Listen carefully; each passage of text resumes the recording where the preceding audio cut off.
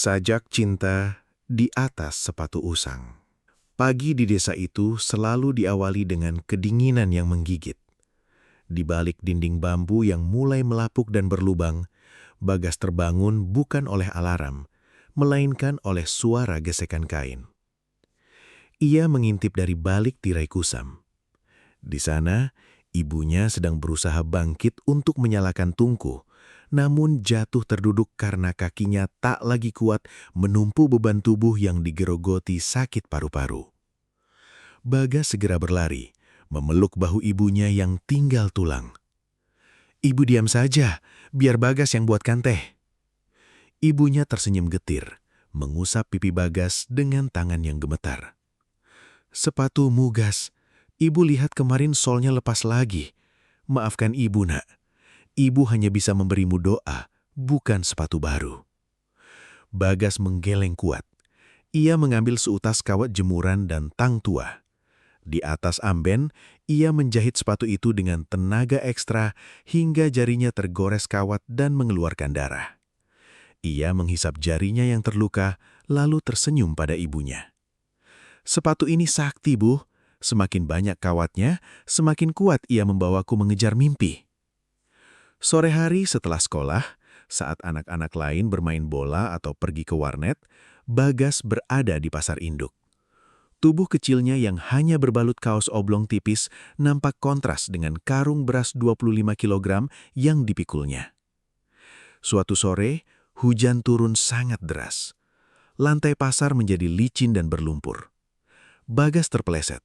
Karung beras yang ia panggul jatuh berhamburan ke tanah becek. Sang pemilik toko berteriak memaki. "Anak tidak berguna, kamu tahu berapa harga beras ini?" Bagas tidak membalas.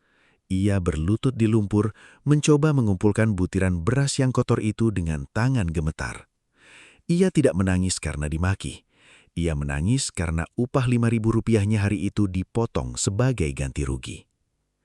Di tengah hujan, ia berjalan pulang dengan satu sepatu yang terlepas karena talinya putus.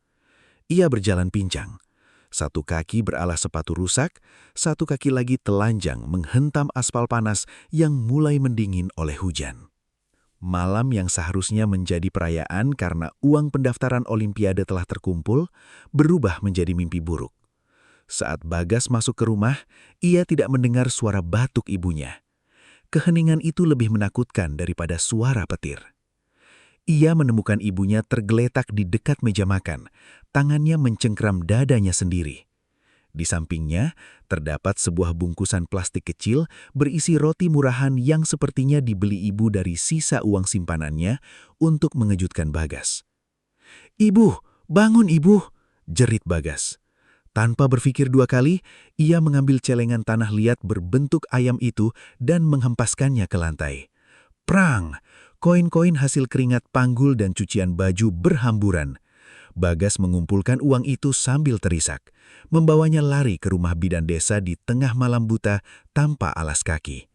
Di kepalanya hanya ada satu doa. "Tuhan, ambil mimpiku, tapi jangan ambil ibuku." Setelah ibunya melewati masa kritis berkat bantuan oksigen malam itu, Bagas duduk di samping tempat tidur.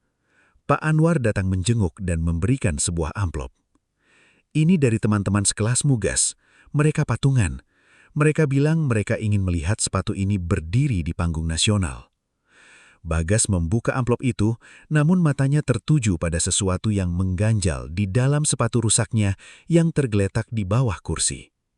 Ia merogoh ke dalam lubang sepatu yang menganga. Di sana, ia menemukan secarik kertas kecil yang diselipkan ibunya secara diam-diam beberapa hari lalu. Tulisan di kertas itu cakar ayam dan gemetar.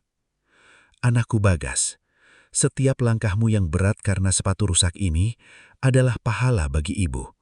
Jangan malu karena lubang di sepatumu, karena di lubang itulah Tuhan melihat ketulusanmu. Majulah, nak. Ibu sudah titipkan sisa napas ibu dalam setiap doamu." Bagas memeluk sepatu tua itu dan menangis sejadi-jadinya di pelukan Pak Anwar. Surat itu menjadi bahan bakar yang lebih kuat daripada sekedar uang. Di Aula Megah Jakarta, Bagas berdiri di antara anak-anak kota yang memakai sepatu bermerek dan wangi parfum mahal. Saat namanya dipanggil sebagai peraih medali emas, lampu sorot jatuh tepat ke kakinya.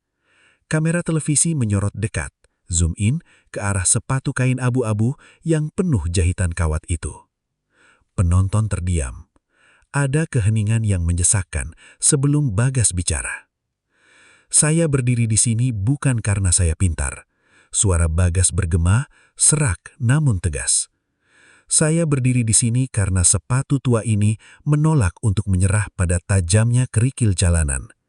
Saya berdiri di sini karena ibu saya memilih untuk menahan lapar agar saya tetap sekolah. Jika kalian bertanya apa rahasia saya bisa memenangkan sains ini, rahasianya bukan pada rumus fisika, tapi pada cinta yang dijahit dengan kawat di kaki saya. Ribuan orang berdiri. Beberapa juri nampak menyeka air mata mereka. Bagian 6. Kepulangan dan mahkota di kaki. Bagas pulang ke desa. Ia tidak membawa piala itu ke lemari pajangan sekolah. Ia langsung menuju rumahnya. Ibunya duduk di kursi roda di depan pintu. Wajahnya nampak lebih segar meski masih pucat. Bagas berlutut. Ia melepas medali emas yang berat itu, lalu melakukan sesuatu yang membuat siapapun yang melihatnya akan terenyuh. Ia meletakkan medali emas itu di atas sepatu tuanya yang kini sudah benar-benar hancur, lalu meletakkan keduanya di pangkuan ibunya. "Ibu, emas ini tidak ada harganya dibanding keringat ibu," bisiknya. Ibunya memeluk kepala Bagas. Di hari itu, matahari terbenam dengan warna terindah di desa mereka. Bukan lagi tentang kemiskinan, tetapi tentang kemenangan seorang anak yang berhasil menjahit nasibnya sendiri. Jangan pernah mengasihani orang yang berjalan dengan sepatu rusak, karena seringkali mereka membawa beban mimpi yang jauh lebih berat dari yang mampu kita bayangkan. Karena di atas aspal yang keras, bukan merek sepatu yang menentukan seberapa jauh kita melangkah, melainkan seberapa besar cinta yang kita bawa dalam setiap jejaknya. Jangan lupa untuk klik tombol like, bagikan cerita ini kepada teman-temanmu yang mungkin sedang butuh motivasi, dan silakan subscribe channel Cerita Kami untuk terus mendapatkan kisah-kisah inspiratif lainnya.